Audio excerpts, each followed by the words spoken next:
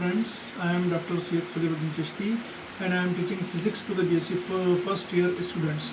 My today's topic is interference of light.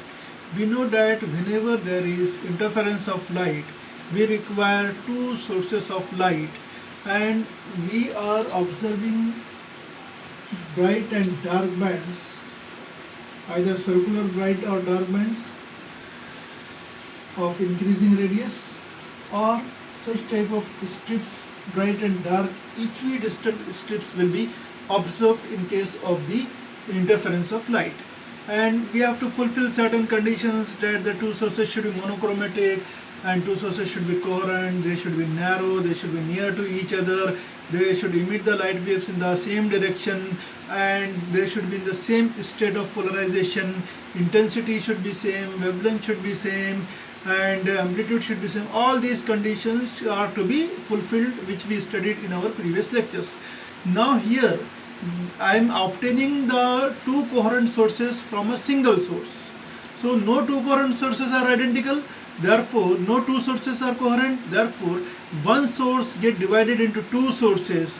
This is the best method to obtain the interference pattern. Now here in the Newton's ring, we are observing the Newton's ring. Newton's ring is also nothing but the interference of light. So I will use here a source of light S.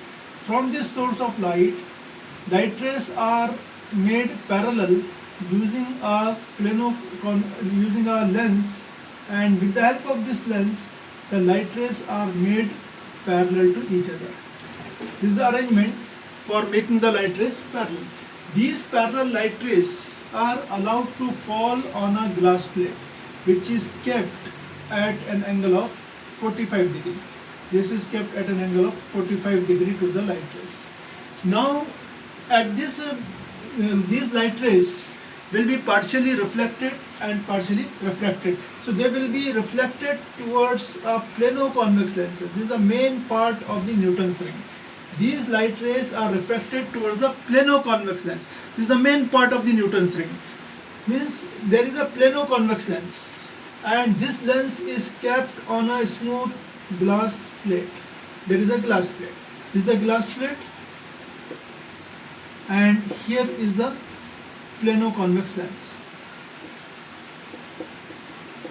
These two parts are very important to produce the Newton's ring, so that here there is a single point of contact and there is a cavity between the glass plate and the plano-convex lens. These light rays are allowed to incident here. They will be reflected on this cavity, and these reflected light rays will again, as they are falling normal to the glass plate, they will again reflected back, and here the incoming light and the reflected light, there is certain part difference and they are going to meet. And we can say that here, if I keep the telescope or the microscope, if we keep here the microscope, then in this microscope, traveling microscope, we can see the Newton's ring. Such type of bright and dark bands are observed. So this is the experimental arrangement to obtain the Newton's ring. Means this experiment is set up to produce the interference of light, where the bright and dark bands, such type of circular rings are observed. And generally we use here the source as a sodium light, yellow color sodium light source is used. So here there is a lens which will make the light rays parallel, and these parallel light rays with the help of a glass plate are reflected back to the plano-convex lens and a glass plate, so that there is a wedge shaped air enclosure here. It is known as a wedge shaped air enclosure. From this wedge shaped air enclosure, light is reflected, and it will the reflection will go to the microscope, and a steady interference pattern is seen in the microscope. So we can find the radius or the diameter of these rings, we can find the wavelength of the light used here with the help of this experiment. So let us see how to find the diameter of the Newton's ring.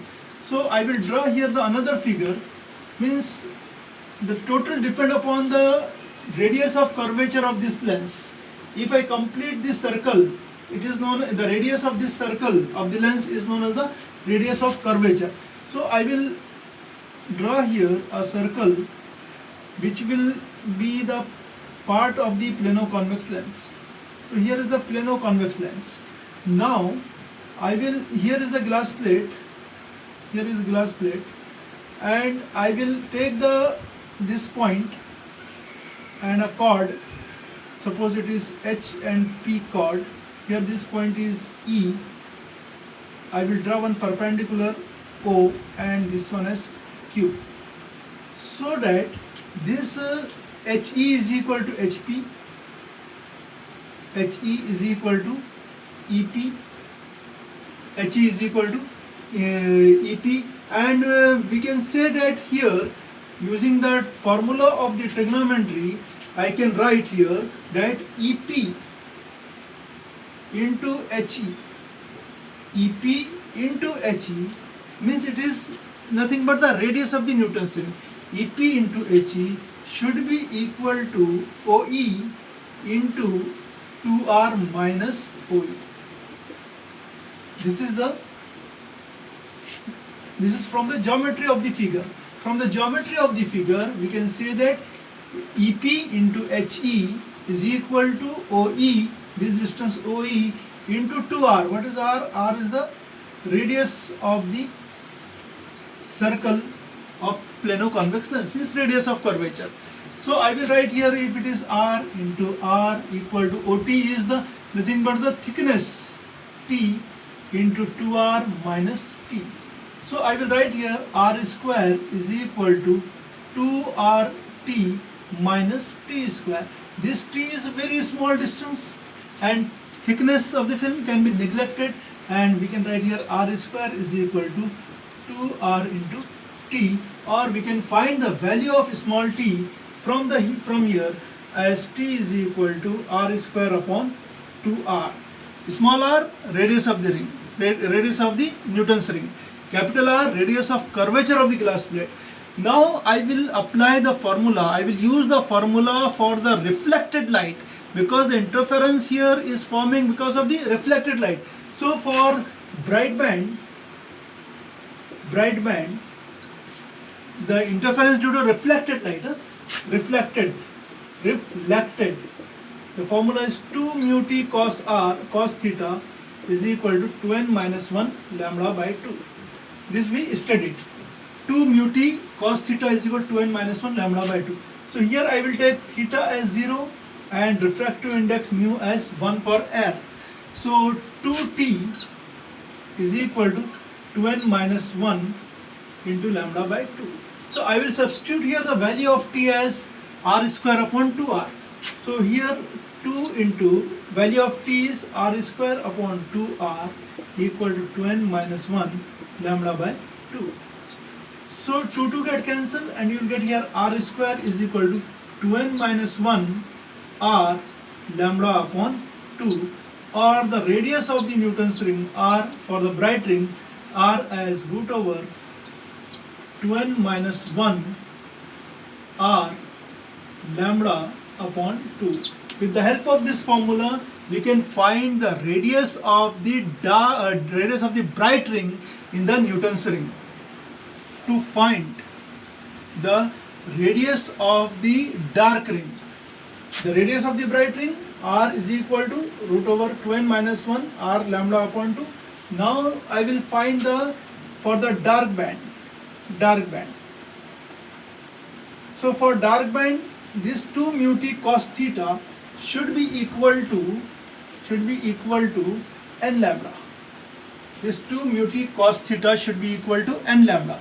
This is the condition given in the reflected light which we studied in the thin films.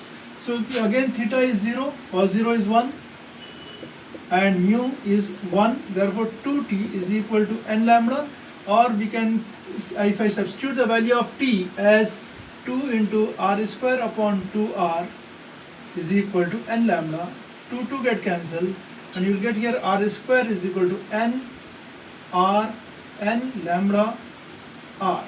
Okay, this R will go to that side. So that radius of the dark ring is root over n lambda r.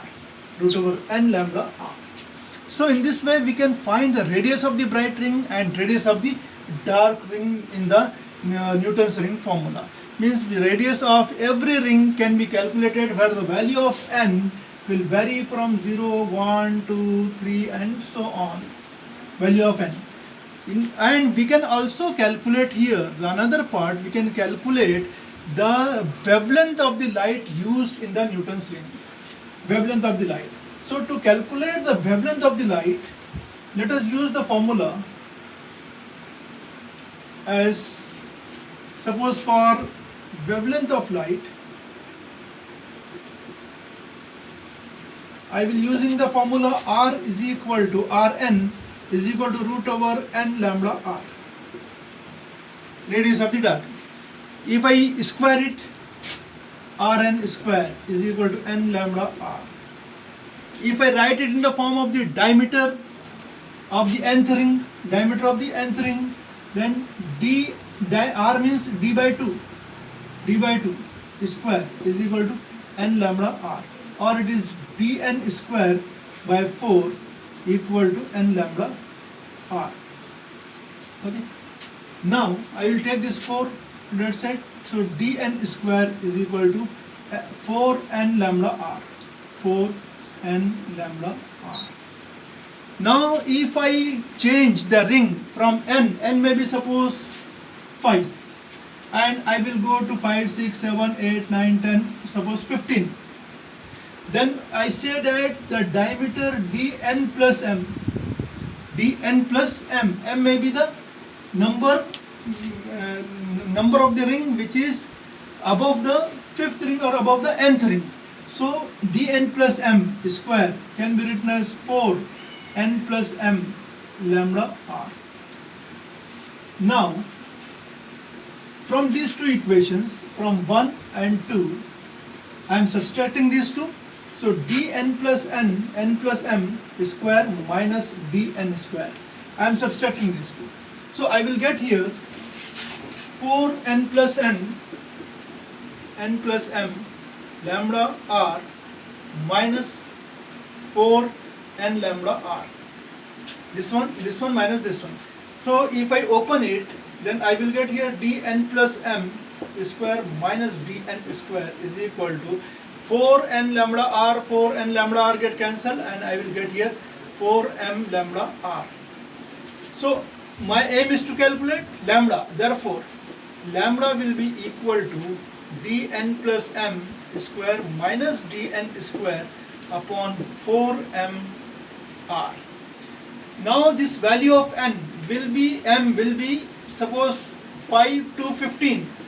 So m will be the difference, 15 minus 5, 10.